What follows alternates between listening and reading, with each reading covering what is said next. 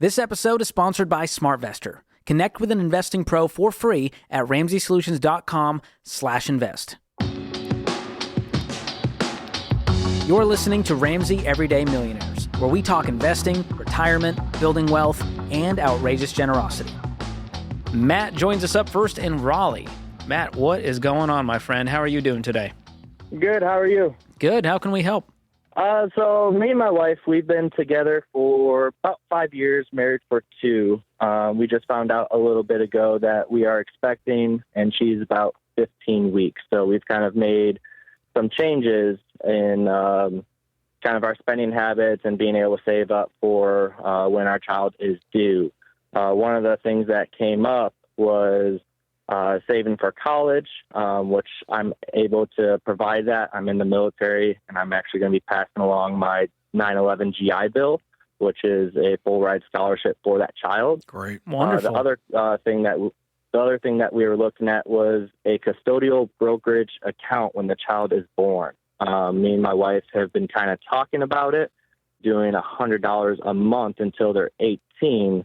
The only thing is my wife is concerned that much money when our child turns 18 is going to be too much. I kind of did the math, $100 with a 10% rate of return. By the time they're 18, they'll have $53,000. Just trying to get an insight if that's too much money or... Well, I personally don't think so. If you just look at the, inflation and what things could cost 20 years from now, I don't think it would be a waste to be investing for your kid's future, whether it's in a custodial brokerage account or a 529 plan that has tax advantages or an education savings account. Yeah, so we looked at the 529. We think we aren't going to go that route just because I'm able to pass along my post 9/11 GI Bill, full ride scholarship, and it includes housing as well. Oh, great. So all expenses are 100% covered. Yeah. And what would the custodial brokerage account be for then? More of just having a savings account. From what I looked at, once they turn 18, it goes into their possession and they can do whatever they want with it. Me personally, I've never inherited anything from my parents. All the income and savings that I have, me and my wife have done it together. And so it's just more of a way to get a head start for our child. That way they don't feel like when they turn 18 that they're on their own. Well, I don't think you could have too much then. I've never heard a parent go, well, they had too much to set them up and get the car and get the down payment on the house. I think whatever you put in there is going to be an amazing blessing, and you guys have done a great job already. Gotcha. So $100 is not too much. Even it doesn't sound like it's putting you guys out to put away $1,200 a year, is it? No. Me and my wife, we make a little over $90,000. I already have $38,000 in a Roth IRA. Are you doing 15%? So I'm doing 10%, and the military matches 4% or 5%. The only difference is my 10% is Roth, and the 5% is traditional. Yes. Okay. I would still up your percentage to 15%. And so if you're investing 15% of $90,000, you're putting away some money for college, then you're attacking the house, that puts you right in line with these baby steps that have helped so many people build wealth. Gotcha. So if you can still do all of that with $100 left over to put away, I think your kid will be very happy at that surprise. And I think you're going to raise a great kid that's not entitled, because that's always the fear, Ken, is you go, here's a pile of money, don't ruin your life.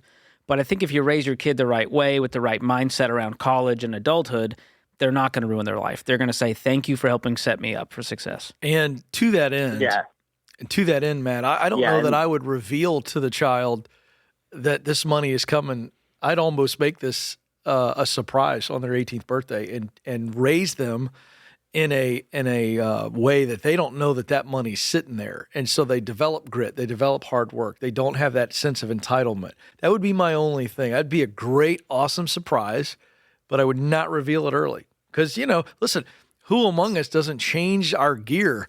When if you know $50,000 is coming up, why would you work that part-time job for 3 years? What do you think about that? In fact, I didn't have a strong opinion on that until you said surprise. You said it'd be a great surprise, and that made me think, I don't know that I would tell the kid. Well, there's a few schools 18. of thought. You know, Dave did the 401 Dave plan with his kids when it came to saving up for a car. And so that's true. He would match. So I think it's good. But that's for the car. I'm talking about this is like, you know, they don't have access to it. They're 18. Yes. So presumably we got the car beforehand. What do you think, George? Yeah, I like to hold off on it.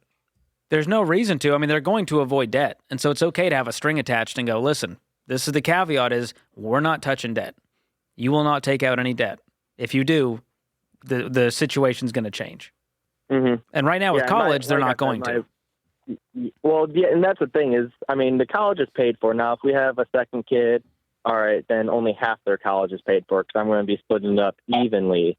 And if we do have a second child, that's what I was kind of telling towards my wife is, I mean, if they have $50,000, they'd be able to go to college and not have any debt and possibly even leave college with some of that money still left over. Mm. Yeah, I mean, I think you're making the wise decision because you've got the GI Bill. And the cool thing is with the Secure 2.0 Act, you can roll over a portion of funds from a 529 into a Roth IRA over time. And so it's not a, quote, waste. A lot of people just go, well, I'm not going to save for college because what if they don't go? What happens is the kid doesn't have the money to go. They take out 6 figures in student loans, and then there's trapped with payments. So I love that you guys are thinking through this in a really wise way, Matt. And I think this kid's obviously going to go to college debt-free, but the better thing is they're going to learn money management at an early age. Yeah, and that's the goal. That's the goal.